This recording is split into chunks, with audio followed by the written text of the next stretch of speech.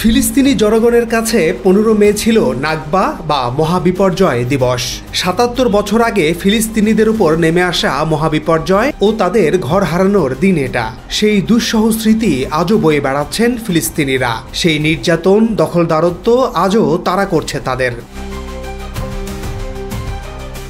তাই বিশ্বজুড়ে ফিলিস্তিনিরা এই দিবস পালন করেন। নাকবা দিবসের ৭৭তম বর্ষপূর্তিতে বৃহস্পতিবার ফিলিস্তিনের গাজা উপত্যকা জুড়ে জোরদার হামলা চালিয়েছে ইসরায়েলি বাহিনী। এসব হামলায় অন্তত ১১৫ জন নিহত হয়েছেন। নিহতদের বেশিরভাগই নারী ও শিশু। নেতানিয়াহু সরকার যখন একের পর এক গণহত্যা চালিয়েই যাচ্ছে, তখন ইসরায়েলের মিত্ররা একে একে ছেড়ে যাচ্ছে অবৈধ দখলদার রাষ্ট্র ইসরায়েলকে। সম্প্রতি মার্কিন প্রেসিডেন্ট ডোনাল্ড ট্রাম্পের সাথে নেতানিয়াহুর দূরত্ব তৈরি হয়েছে। ইসরায়েলের ভেতরে হাজারো মানুষ গাজায় গণহত্যা বন্ধ ও নেতানিয়াহুর পদত্যাগের দাবিতে বিক্ষোভ করে আসছে। এবার স্পেনও তাদের পার্লামেন্টে ঘোষণা দিয়ে জানালো, ইসরায়েলের সাথে বাণিজ্য সম্পর্ক আর রাখবে না দেশটি।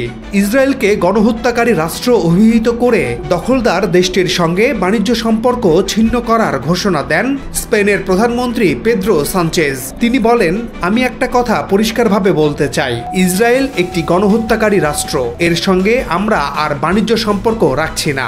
ইসরায়েলের সঙ্গে কোনো বাণিজ্য হবে না। বুধবার রাজধানী মাদ্রিদে স্পেনের পার্লামেন্টে এক প্রশ্নোত্তর পর্বে এই তথ্য জানান সানচেজ। গাজা যুদ্ধের পরিপ্রেক্ষিতে আগে থেকেই ইসরায়েলের বিরোধিতা করে আসছিলেন তিনি। তবে এটি তার সবচেয়ে কঠোর পদক্ষেপ ও সরাসরি বক্তব্য। স্প্যানিশ প্রধানমন্ত্রীর এই বক্তব্য স্পেনের পররাষ্ট্র নীতিতে একটি গুরুত্বপূর্ণ বাঁক বলে মনে করছেন বিশ্লেষকেরা। গাজা যুদ্ধ নিয়ে ইউরোপীয় দেশগুলোর মধ্যে বিভাজনের প্রেক্ষাপটে এটি তাৎপর্যপূর্ণ বলে মনে করা হচ্ছে। স্পেনের এই পদক্ষেপে মারাত্মক প্রভাব পড়তে পারে ইসরায়েলে। ইসরায়েল ও স্পেনের মধ্যে বাণিজ্য সম্পর্ক গত কয়েক বছরে উল্লেখযোগ্যভাবে বৃদ্ধি পেয়েছে।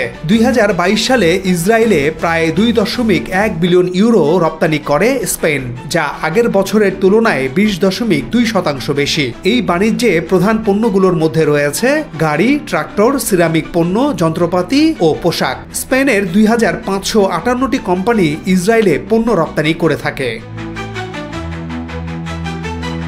এদিকে ২০২৪ সালে ইসরায়েল থেকে স্পেন আমদানি করে ৯৩৯.৭৬ মিলিয়ন মার্কিন ডলারের পণ্য, যার মধ্যে প্রধান পণ্যগুলো হলো যন্ত্রপাতি, প্লাস্টিক, বৈদ্যুতিন ও চিকিৎসা সরঞ্জাম, রাসায়নিক পণ্য ইত্যাদি।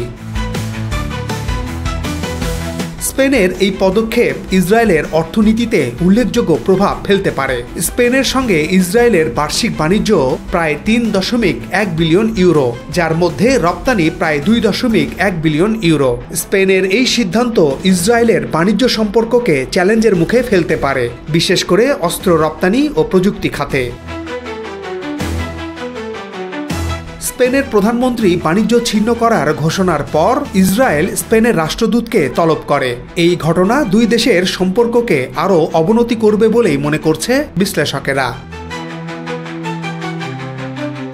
উল্লেখ্য, স্পেন বরাবরই ফিলিস্তিনিদের স্বাধীনতার পক্ষে।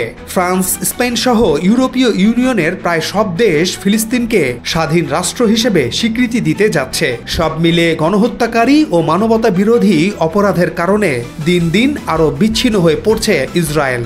আর এর মূলে রয়েছে দেশটির প্রধানমন্ত্রী বেনিয়ামিন নেতানিয়াহু।